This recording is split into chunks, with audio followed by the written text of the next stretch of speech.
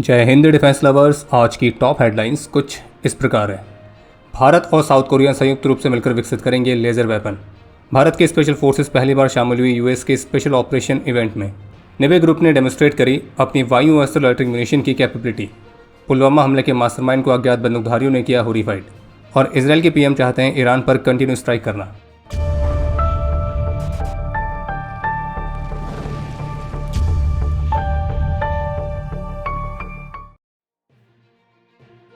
अभी हाल ही में भारतीय रक्षा मंत्री श्री राजनाथ सिंह और उनके साउथ कोरियन काउंटरपार्ट के बीच बायलैटरल मीटिंग कंडक्ट की गई थी और इस मीटिंग के दौरान दोनों देशों के बीच डिफेंस, साइबर सिक्योरिटी, ट्रेनिंग और यूएन पीस कीपिंग ऑपरेशंस जैसे महत्वपूर्ण क्षेत्रों में आपसी कॉपरेशन को और मजबूत करने के लिए एग्रीमेंट साइन किए गए हैं।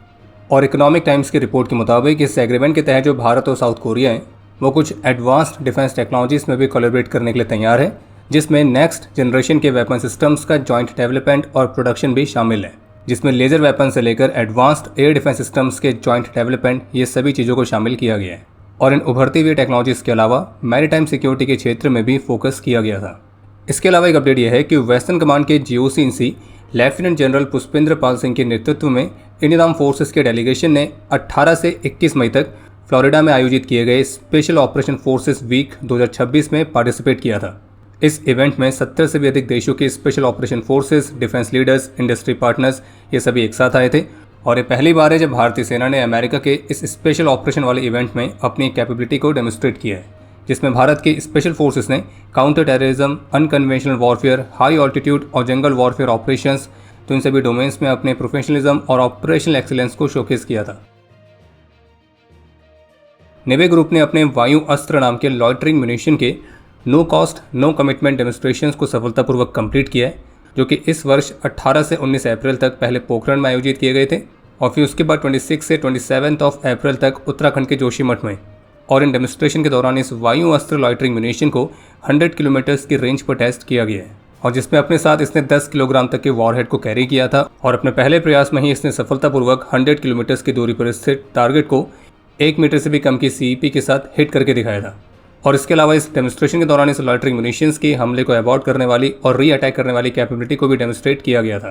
इसके अलावा डेमोस्ट्रेशंस के दौरान इस लॉयटरिंग म्यूनिशन की मदद से कंपनी ने आईआर कैमरा का इस्तेमाल करके एंटी आर्मर नाइट स्ट्राइक को भी परफॉर्म करके दिखाया था, जिसमें इस लॉयटरिंग म्यूनिशन ने अपने टारगेट को 2 मीटर से भी कम की सीईपी के साथ एक सिंगल अटैम्प्ट में ही सफलतापूर्वक हिट करके दिखाया।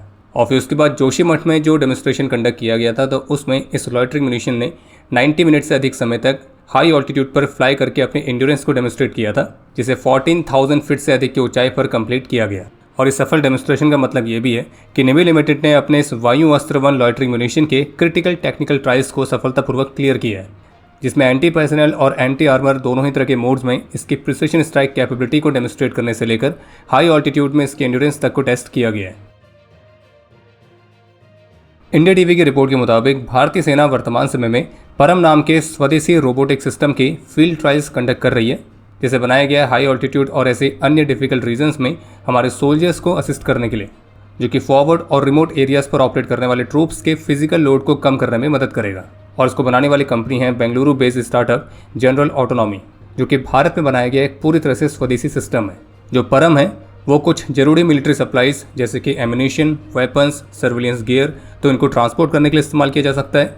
इसके अलावा जो कठिन इलाके होते हैं जहाँ पे मूवमेंट काफ़ी स्लो होती है और बेहद ही थका देने वाली होती है, तो इन जगहों पर भी हैवी टास्क को परफॉर्म करने के लिए ये हमारे सोल्जर्स को काफ़ी महत्वपूर्ण तरीके से मदद कर सकता है। बाकी अगर बात करें इस परम रोबोटिक म्यूल के कुछ खास फीचर्स की, तो एक रियल टाइम इन्वायरमेंट अवेयरनेस के लिए ये ऑटोमेटिक ऑब्स्टिकल डिटेक्शन के साथ आता है। बिना ह्यूमन इंटरवेंशन के ये फुल्ली ऑटोनॉमस नेविगेशन के साथ भी आता है।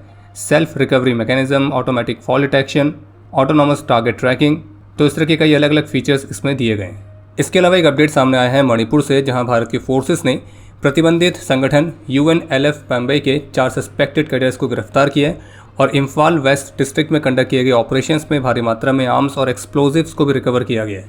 और Manipur police, CRPF, Assam rifles, तो उनके इस जॉइंट ऑपरेशन में 30 से भी अधिक वेपन्स रिकवर किए गए, जिनमें AK सीरीज की राइफल्स, M सीरीज की rifles, pistols, snipers, carbines, shotguns, mortars, RPG launcher, anti drone jammer, भारी मात्रा में एक्सप्लोजिव्स, एम्यूनिशन, तो इस तरह की रिकवरी की गई है। और पुलिस ने जनता से इस बात की अपील भी करी है कि अगर उनके पास लूटे गए या इलीगल तरीके से रखे गए वेपन्स के बारे में कोई भी जानकारी है तो उसे तुरंत ही पास के पुलिस स्टेशन को दें, क्योंकि इस क्षेत्र में पीस, सेफ्टी और सिक्योरिटी को बनाए रखने के लिए आप सबका कॉपरेशन बेहद ही जरूरी है।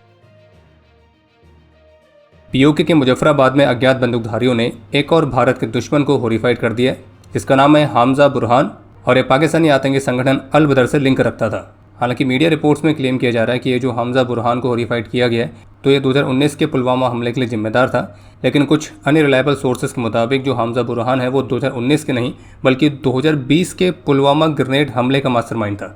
पर खैर, ध्यान देने वाली बात यह है कि अब अज्ञात बंदूकधारियों ने इस सो कॉल्ड मास्टरमाइंड का माइंड खोल के रख दिया है, यानी कि इसे हॉरिफाइड कर दिया गया है।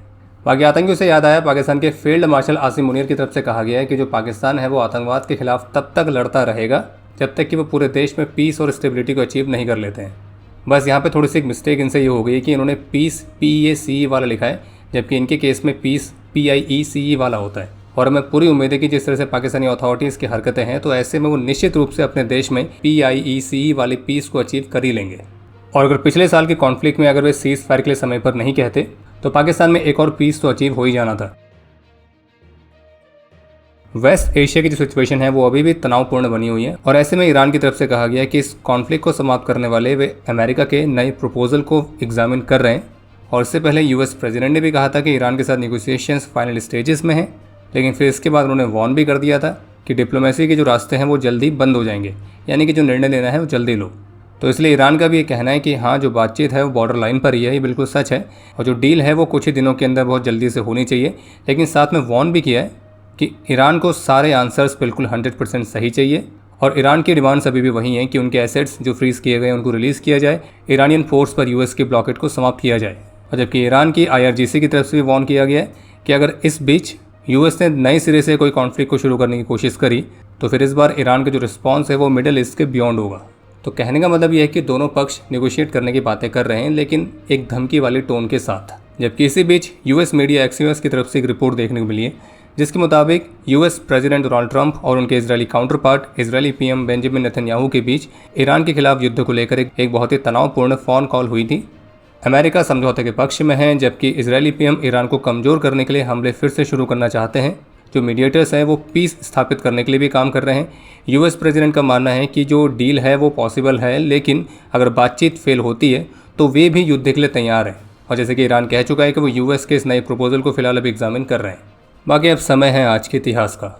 आज के दिन 1999 में अपने अदम्य साहस और वीरता का परिचय देते हुए लेफ्टिनेंट के भट्टाचार्य ने अपना सर्वोच्च बलिदान दिया था और इन्हें मरणोपरांत सेना मेडल से सम्मानित किया गया। और आपके लिए आज का प्रश्न है कि Su-30 MKI कौन से वर्ष में भारतीय वायुसेना की सर्विस में कमीशन हुआ था। और अब समय है आज के टॉप 3 कमेंट्स का, जो ये रहे आपकी स्क्रीन पर।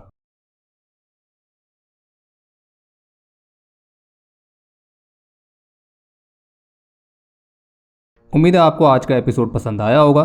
पसंद आया तो वीडियो को लाइक करना ना भूलें। आपके कोई भी सुझाव या सवाल हो तो उसके लिए कमेंट सेक्शन ओपन है। और अगर आप डिफेंस रिलेटेड और भी एक्सक्लूसिव कंटेंट में दिलचस्पी रखते हैं तो आज ही प्ले स्टोर से डिफेंस स्क्वाड की सुपर ऐप को डाउनलोड करना ना भूलें।